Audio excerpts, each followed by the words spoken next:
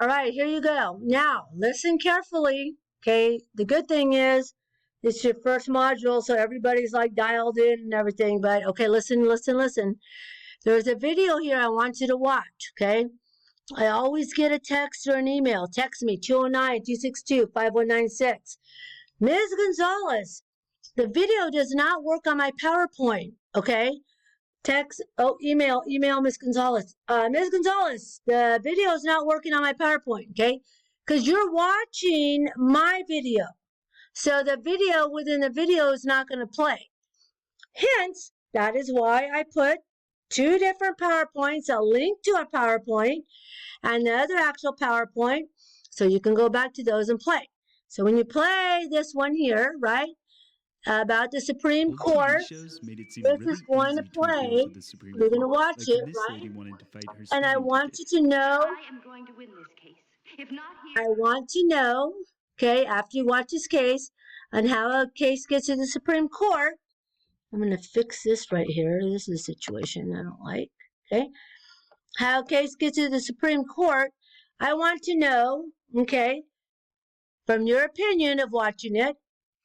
Okay, Sally, I'm going to ask you this question, okay? You're in my class, Sally. What is your opinion of how a case gets to the Supreme Court? I want your opinion. What does that mean? Opinion means what is going on in your noggin here. It does not mean, oh, the Supreme Court case law, blah, blah, blah, research, research, research. No. Watch the video. Tell me in your own words what's happened, okay? So, judicial opinions construe the constitutionality. Now, what happened with the Y just hanging out there? You see that? Not the situation. There we go. Meaning an effect of the constitutional and statutory provisions. All right? The opinions that come out of the court, meaning they're ruling on whether other court decisions are going to be right or wrong. Like right now, what's going on with the election, that they're ruling on what's happening with the election and what's happening there, okay? Or if somebody's rights were violated, it makes it all the way up to the Supreme Court, okay? All right. So, goals of the justice system. What are the goals of the justice system? Obviously, we want to stop crime, right? How's that working out for everybody? When has crime started? Let's look at the history of crime, right? What's the actual goals of crime, of getting the justice system, right? It says criminal justice professionals generally are oriented in two of the opposite directions: law and order and individual rights. Okay, so we want to stop crime, right? Stop crime, stop crime, stop crime. We've got all kinds of laws on the books. Laws, laws, laws. You guys will be learning about all kinds of laws, right? So the laws are on the books. There's the people that are law and order, violate the law, going to pay the price, right? Violate the law, there's punishment. No matter what the circumstances, law and order. However, like I said, on the other side, individuals' rights. Oh, well, the police officer shouldn't be able to search my car, even though I smell like marijuana, I'm carrying 100 pounds. And why are you going to search my car? It's right. I have the right to, have my marijuana. And here's my little note from the doctor because my little pinky toe hurts. Therefore, I need 40 pounds of marijuana because my pinky toe hurts, right?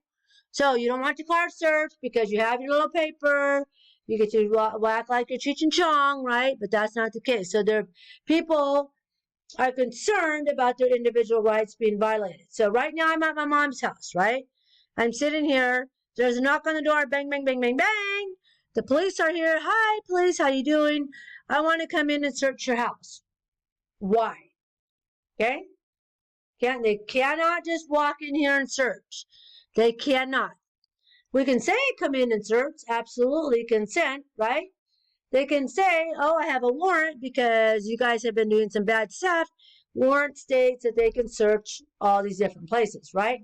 Or there's an emergency going on here and they have exigent circumstances, right?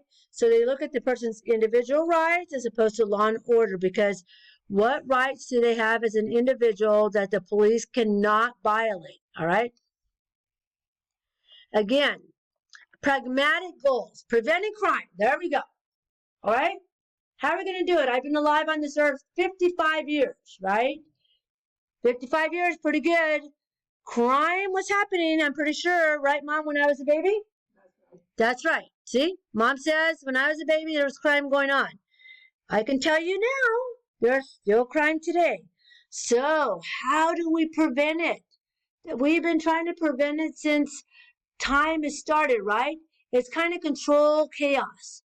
Control chaos. We have all these laws, and it's just a miracle, and thank God that everybody doesn't go running rampant like a bunch of banshees, right? I can do whatever I want, but there are banshee criminals that think they can, and they're just going out and doing all kinds of stuff. Okay, so we want to prevent crime. I'm going to ask you a question, all right? Because there's already laws in the books. You guys know if you murder somebody, you can get the death penalty. Even though you get the death penalty, you may not die in the chambers because right now Governor Newsom, again, individual rights, right, does not like it. So nobody's going to die in the death penalty even though you get the death penalty, okay? So you know if you do something bad, right, you're going to suffer the consequences. It's just what it is, right?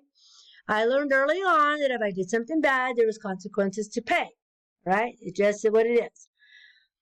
Diverting offenders. Not all crime, even though it happens to you, is like, oh my gosh, my car got broken into and they stole all my stuff, right? I've been a victim of a crime too.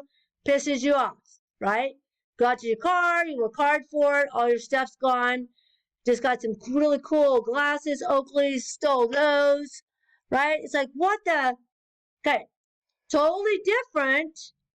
Diverting that individual, hey, bad guy, don't do that again. We got coronavirus going on in the jails, so don't do that, bad guy. Get out of here, right? Bad guys, woo, party on, rock star, right?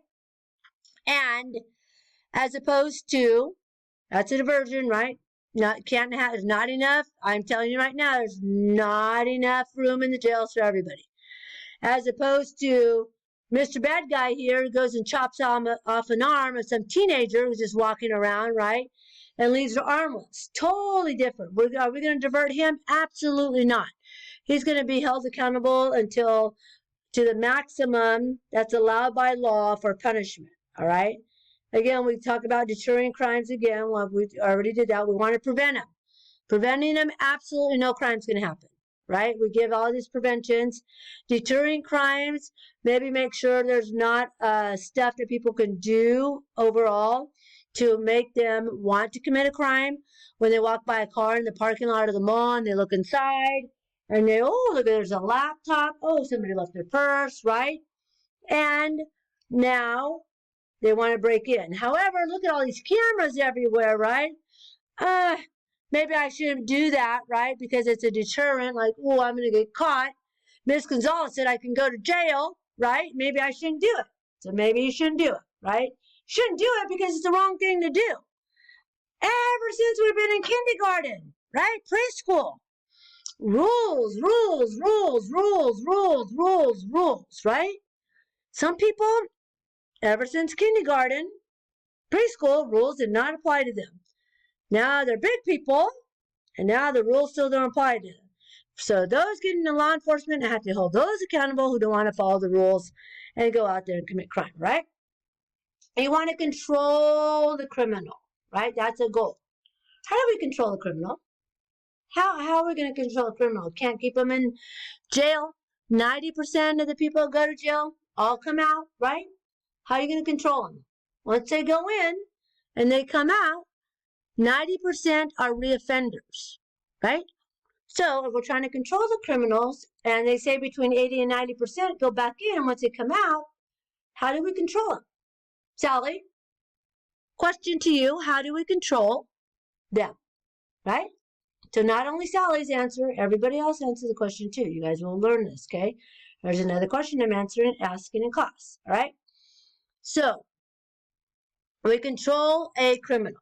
It's already a criminal, already been through the justice system. How do you control that? How is that possible to control a criminal? What should we do, right? Then we go back to individual rights. Man, it'd be great, just get them all right. All criminals, we're shipping you off to Criminal Island. You commit a crime, all criminals are going to go to Criminal Island. Oh my gosh, what? Ms. Gonzalez, you can't do that. This is America. I have my rights, right? So what are we going to do? We're going to always have criminals. Like my mom said, there was crime when I was born, still crime now. So how do we control criminals? How is that possible, right? Are there people who commit crimes and have rehabilitated? Yes, very few, okay? I know one person during my 33 years of law enforcement who converted to the other side. Ms. Gonzalez, thank you so much for arresting me. My life turned around that day. I have now done A, B, C, D, E, F, G, H, I, J, K, L, M, N, P. Okay? So good for you, criminal. Now you're a productive member of society. All right? Everybody else, talked to the local jails when we did a tour through there, right? They said that they've had generational criminals come in. Grandpa's in jail, daddy's in jail, and grandson's in jail. 3 generations. Right? Born in a life of crime, does that mean that you have to become a criminal just because dad's a criminal, grandpa's a criminal? No. All right. And then once they're out, the offenders, maybe we can rehabilitate them. Get them to do something to help other people out, right? They're passing a law, I think, this year, if I remember correctly, that if you're a criminal and you fight fires while in prison, that when you come out, you can help be a firefighter on the other side, so you already have a job ready to rock and roll. Okay? All right. Wow, we're only on slide 6. We gotta, come on. We gotta move on here. First chapter. They're not all like this, right? We're just starting to get into the meats and potatoes and blah, blah, blah, and I'm telling you stories and this and that, okay? So let's go on to the next module. Click off here and we'll move on. Or go take a break or go shopping, take care of the kids, come back later. Bye.